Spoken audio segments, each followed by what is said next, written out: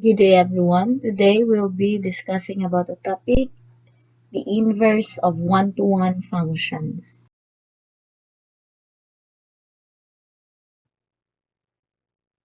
The inverse of a function is a function with domain B and range A, given that the original function has domain A and range B.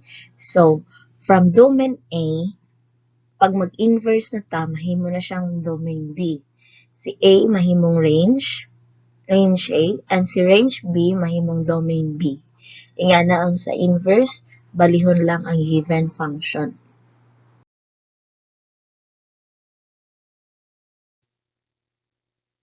This inverse function of function f is denoted by f raised to negative 1. It is defined by the equation f raised to negative 1 of y is equal to x. If and only if f of x is equal to y for any y in range b. Since both are functions, then a function has to be one-to-one for its inverse to be a function at the same time. If it is a many-to-one function, its inverse is one-to-many, which is not a function. So, kinahanglan, one-to-one function lang, pwede na to applyan og inverse para kung makuha na nato ang inverse sa one-to-one function gyapon siya. To find the inverse of a one-to-one function, consider the following. Express the function in the form y is equal to f of x. B. Interchange the x and y variables in the equation. And C. Or solve for y in terms of x. Now let's have example number 1. Given f of x is equal to 3x minus 8, the inverse of a function may be solved intuitively. Now, we have here this function. In our previous lesson, natong na-discuss nga si f of x pwede ilisan og y is equal to 3x minus 8. Now, basta napuli na nato si y equals 3x minus 8, pwede na nato i-interchange. Ibaylo si y og si x, tapos si x mahimong y. So, this is x is equal to 3y minus 8. Since nabaylo na nato, we need to solve for y in terms of x. Kinahanglan ma-isolate nato si y. Para ma-isolate si y, let's start with negative 8. Ibalhin si negative 8 dito. That is x. From negative 8, mahimo siyang positive 8 equals 3y. Now, para ma-isolate yun si y, wala na siya laing kauban sa iyang side, we need to divide both sides by 3. So that, this side here, 3 divided by 3, pwede siya ma-divide or cancel out. That is equal to 1. Pwede na siya y. You have here x plus 8 over 3. Now, this one is the same with y is equal to x plus 8 over 3. Kung naka-isolate na si y, pwede na nato ibalik si f of x, but this time na natay exponent na negative 1. That's right here. F raised to negative 1 x is equal to x plus 8 over 3. This is the inverse of the function. F of x is equal to 3x minus 8. Now let's have example number 2. If it exists, solve for the inverse of g of x is equal to x squared minus 6x minus 7. Now as we can see here, ang atong function is quadratic because of the exponent 2. Now if the exponent is 2 and the coefficient of x squared here is 1, therefore ang atong graph, this is the Cartesian coordinate plane. Ang graph aning exponent na 2 and 1 ang coefficient ni x squared is a parabola opening upward. Let me change the color para maklaro. Ang graph na to ani is a parabola opening upward.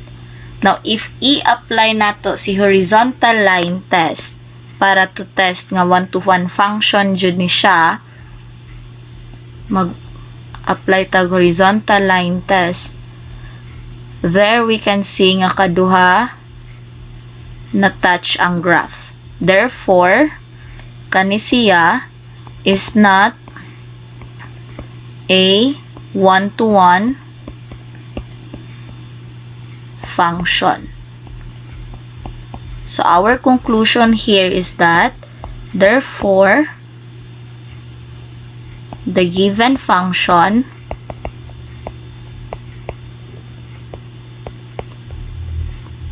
has no inverse. Okay, now let's proceed to example number 3. Find the inverse of the rational function h of x is equal to 4x plus 8 over x minus 3. Now, from our previous lesson, si h of x, pwede nato siya masulat as y, tapos copy na dayon si 4x plus 8 over x minus 3. Now, the first thing you're going to do para mag-solve sa inverse ato ang function, si y, ilisan og x, tapos tanang x dire ilisan og y. So, this becomes x is equal to 4y plus 8 over y minus 3. Now, kinahanglan natong ma-isolate si y diari. How to do that?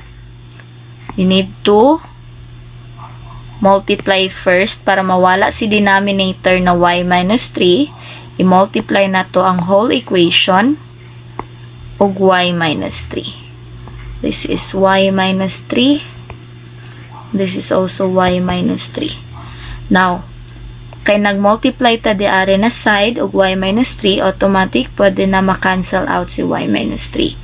So, ang nabilin diare na side is 4y plus 8 equals x kani times y minus 3. Now, let's continue here. So, i-distribute na to si x. That is xy. X times negative 3. That's negative 3x. Let me rewrite that one. This is negative 3x equals, copy this part, 4x plus 8. Now this is 4y plus 8.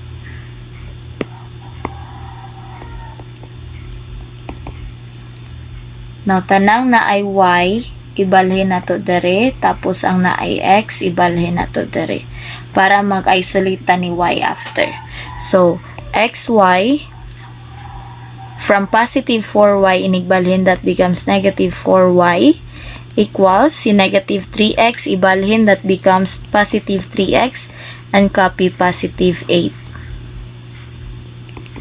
Okay. Now, i-factor out na to si y dara. Since y is common sa duha ka terms, that becomes y, si xy, kuag y, that is x, minus 4y divided by y, that is 4, equals 3x plus 8. Now, para ma-isolate yun si y na lang ang mabilin diari na side, we need to divide both sides by x minus 4. So, kay na-divide na nato ang both sides of x minus 4, we can cancel this out. Ang nabilin is y alone. So, ang nabilin is 3x plus 8 over x minus 4. Now, this is our inverse, pero we're not yet done. Kinahanglan pa nato siya isulat atong f raised to negative 1 of x. So, the inverse of the function. Si y, ilisan na ani. Tapos, i-copy lang dayon na siya. That is 3x plus 8 over x minus 4. Now, this is our answer. Therefore, our conclusion here is that The inverse of the given function is this one. Let me rewrite this one first. If 1 raised plus x, 3x plus 8 over x minus 4. Okay, that's it. Thank you for watching, everyone. I hope you had a great day and you may now enjoy your quiz.